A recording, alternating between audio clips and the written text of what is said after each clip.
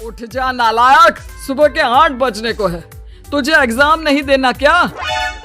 थोड़ी देर और सोने दीजिए ना पापा। तू उठता या फिर मैं तेरे ऊपर पानी फेंकूं? रोज गधों की तरह सोता रहता है, पेपर की कोई टेंशन ही नहीं है। और एक हमारा समय था जब हम पेपर में फेल होने के डर से रात भर पढ़ा करते थे, सो ही नहीं पाते थे। तो क्या अब आप उसका बदला मुझसे लेंगे? मैं 15 मिनट बाद उठ जाऊंगा, आप प्लीज जाइए, मुझे डिस्टर्ब मत कीजिए। इतना कहकर रौनक रजाई ढककर फिर से सो जाता है। तू ऐसा नहीं मानेगा, रुक मैं अभी पानी लेकर आता हूँ। बस फिर क्या था, इतना कहकर वो भागते हुए बाथरूम में जाते हैं और पानी की एक बड़ी सी बाल्टी लाकर रौनक के ऊपर फेंक देते हैं। पानी पड़ते ही रौनक झट से उठ जाता है। ये आपने क्या किया पापा? अब तो उठेगा नहीं तो यही करना पड़ेगा ना। वैसे थैंक्स डैड, आपके कारण ना अब मुझे नहाने की भी जरूरत नहीं पड़ेगी। चलिए अब आप माँ से बोलकर मेरे कपड़े निकलवा दीजिए, तब तक मैं ब्रश कर लेता हूँ। वैसे कल ना आप एक काम और करना, नहलाने के साथ साथ मुझे ब्रश भी करवा देना। ये ब्रश करने में ना मुझे बहुत आलस आता है। रौनक की बातों से अरविंद का मुंह खुला का खुला रह जाता है। वो अपनी पत्नी कमला के पास जाता है और रौनक की हरकतों के बारे में बताता है, जिसे सुन उसकी पत्नी हंसने लगती है। तुम अपने बेटे को समझाने के बजाय हंस रही हो। रौनक बच्चा है, धीरे धीरे सुधर जाएगा, आप क्यों उसके पीछे पड़े रहते हो? अभी नहीं सुधरेगा तो कब सुधरेगा? 10वीं क्लास में है रौनक, वो अब कोई बच्चा नहीं रहा। अरविंद की इतना बोलते ही वहाँ रौनक भी आ जाता है। क्या डैड, मैंने आपको एक काम दिया था, वो भी नहीं हुआ आपसे। अरे क्या हुआ बेटा? माँ, मैंने डैड से बोला था कि वो आपको बोलकर मेरे स्कूल की यूनिफॉर्म निकाल दे, लेकिन मेरे पीछे पड़ने के अलावा इनसे एक काम ढंग से नहीं होता। देख रही हो कमला, देख रही हो अपने लाडले को? अरे आप चुप रहिए जी। चलो बेटा, मैं तुम्हें कपड़े निकाल कर दे देती हूँ बस। ऐसे ही साल पर साल बीतते जाते हैं, लेकिन रौनक के रवैये में कोई बदलाव नहीं आता। वो पहले से भी ज्यादा आलसी और पूरी तरह अपने माता पिता पर निर्भर हो जाता है। 2 साल बाद पता नहीं कहाँ गायब रहता है पूरे दिन, अब तक तो आ जाना चाहिए था। अरे आप इतनी फिक्र क्यों कर रहे हो उसकी? दोस्तों के साथ खेल रहा होगा, आ जाएगा अभी। ये कोई टाइम है खेलने का? 10 बजने वाले हैं, इतनी रात में कौन खेलता है? कमला कुछ कहती उससे पहले ही रौनक वहाँ आ जाता है। मम्मी जल्दी से खाना लगा दो, बहुत भूख लग रही है। तुम्हें तब तक खाना नहीं मिलेगा जब तक तुम बता नहीं देते कि इतनी रात गए कहाँ से आ रहे हो। ओह प्लीज डैड, अब आप एसी पे प्रद्युमन बनकर मेरे सर पर बंदूक लेकर मत बैठ जाना। अपनी फालतू की बकवास बंद कर और बता कहाँ से आ रहा है। माँ अब समझाइए ना डैड को। बता देना बेटा, इनको भी तसल्ली हो जाएगी। आप बोल रही हैं तो बता देता हूँ, मैं दोस्तों के साथ मूवी देखने गया था, इसलिए देर हो गई। तो इन सब चीजों में मेरे पैसे उड़ाता है? कभी 1 रुपया कमाने के बारे में सोचा है तूने? जब देखो हवा की तरह पैसे उड़ाता रहता है। माँ अब आप इन्हें चुप करा दीजिए, वरना ना मुझे गुस्सा आ जाएगा। अच्छा क्या कर लेगा? बता ना क्या कर लेगा तू? वैसे बात तो ठीक ही है, मैं कर ही क्या सकता हूँ, पैसे तो फिर भी मैं आपसे ही मांगूंगा ना। चलिए अब ये सब बात छोड़िए और मम्मी मेरे लिए खाना लगा दीजिए।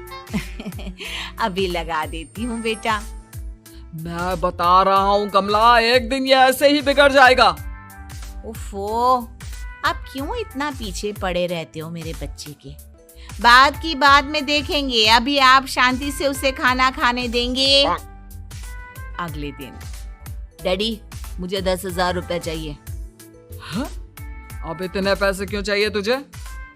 डैड आप बिना सवाल किए कभी पैसे नहीं दे सकते क्या?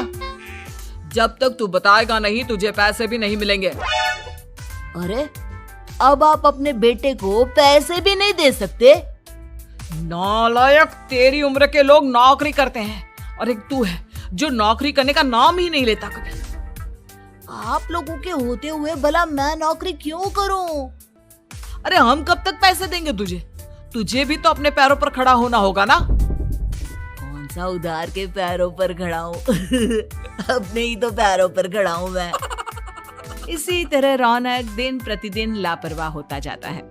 उसकी लापरवाही को देखते हुए अरविंद और कमला अपने बेटे की शादी कराने का फैसला लेते हैं और 1 महीने के अंदर अंदर ही रौनक की शादी मेघा नाम की लड़की से करा देते हैं। शादी के कुछ दिन बाद, रौनक, मुझे एक अच्छी सी साड़ी चाहिए, आप ला दोगे ना? हाँ, क्यों नहीं। कितने तक की आती है साड़ी? यही करीब 5,000 तक की। तुम चिंता मत करो, मैं आज ही डैडी से पैसे मांगकर तुम्हारे लिए साड़ी ले आऊंगा।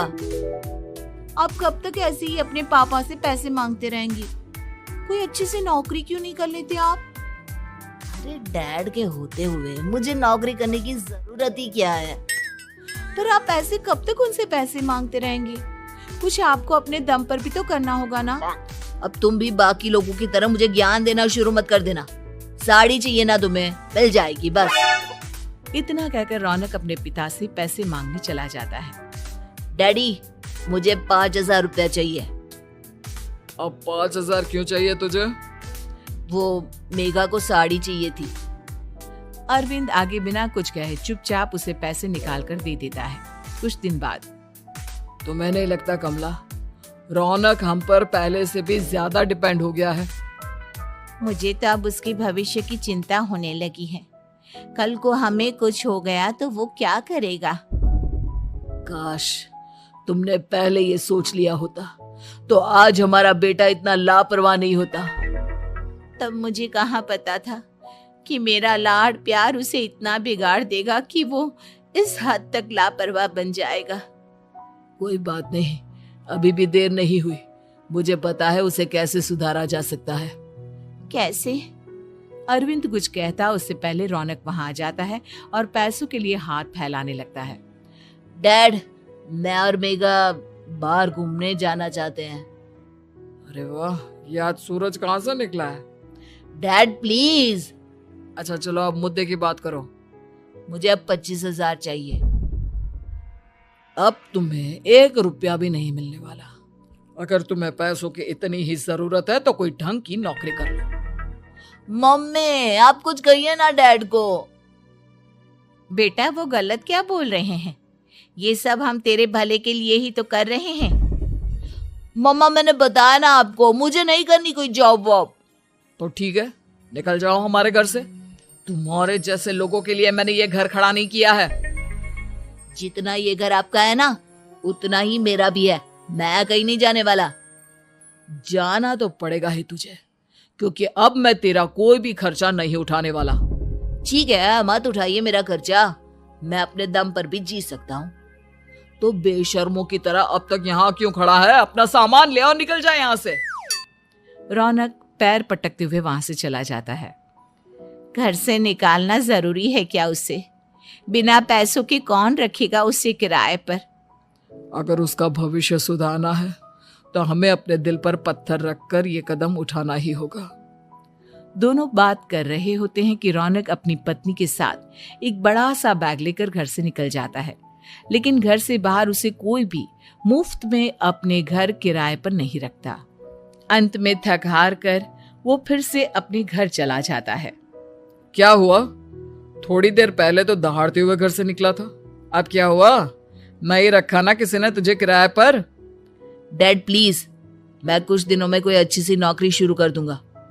आप तब तक तो हमें रख लीजिए प्लीज। सुबह से रात हो चुकी है लेकिन कोई हमें रखने को राजी नहीं है। अब आप ही बताइए, इतनी रात को मैं मेघा को लेकर कहाँ जाऊंगा?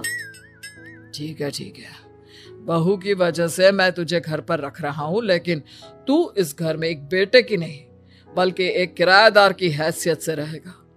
3 महीने है तेरे पास। इन 3 महीनों के अंदर अंदर मुझे तेरी पहली तनख्वाह हाथ में चाहिए, समझ गया? पक्का डैड, इन 3 महीनों के अंदर अंदर तो कोई बढ़िया सी नौकरी ढूंढ ही लूंगा मैं। ऐसे ही धीरे धीरे समय बीतने लगता है और अरविंद के दिए 3 महीनों में से 2 महीने बीत चुके होते हैं। पापा जी ने हमें 3 महीने दिए थे, जिसमें से 2 महीने तो बीत चुके हैं। अब ये आखिरी महीना बचा है। अरे तुम चिंता मत करो, आज मेरा ना 2 जगह इंटरव्यू है, दोनों में से कहीं ना कहीं तो जॉब लग ही जाएगी। अच्छा, all the best. Raunak interview के लिए निकल जाता है, जिसके बाद शाम में रौनक घर आता है। कैसा गया इंटरव्यू? आपकी नौकरी लगी या नहीं? अरे पहले सांस तो ले लेने दो अच्छे से। बताइए ना, मुझसे तो जरा भी इंतजार नहीं हो रहा है। वो दरअसल बात यह है कि मेरी नौकरी तो लग चुकी है, लेकिन पैसे बहुत कम है। कितने पैसे हैं? 15,000। इतने में अरविंद और कमला मिठाई का डिब्बा लेकर आ जाते हैं। बधाई हो बेटा। हम जानते थे तेरी जॉब जरूर लगेगी। लेकिन मेरी सैलरी बहुत कम है मम्मा। कम है तो क्या हुआ, धीरे धीरे बढ़ जाएगी। हाँ बेटा, हम तो बस चाहते थे कि तू अपने पैरों पर खड़ा हो जाए। मतलब अब आप मुझे घर से नहीं निकालेंगे? नहीं, ये सब हमने तुझे जिम्मेदार इंसान बनाने के लिए किया था। Thank you mummy papa. अगर आप दोनों ऐसा नहीं करते तो मुझे कभी अपनी जिम्मेदारियों का एहसास तक नहीं होता। आज आपने मुझे सिखा दिया कि इंसान का अपने पैरों पर खड़ा होना भी जरूरी होता है। इतना कहकर रौनक झट से अपने माता पिता के गले लग जाता है और अपनी कमाई की पहली तनख्वाह वो अपने माता पिता के हाथ में सौंपता है। इस तरह रौनक एक गैर जिम्मेदार व्यक्ति से एक जिम्मेदार व्यक्ति बन जाता है।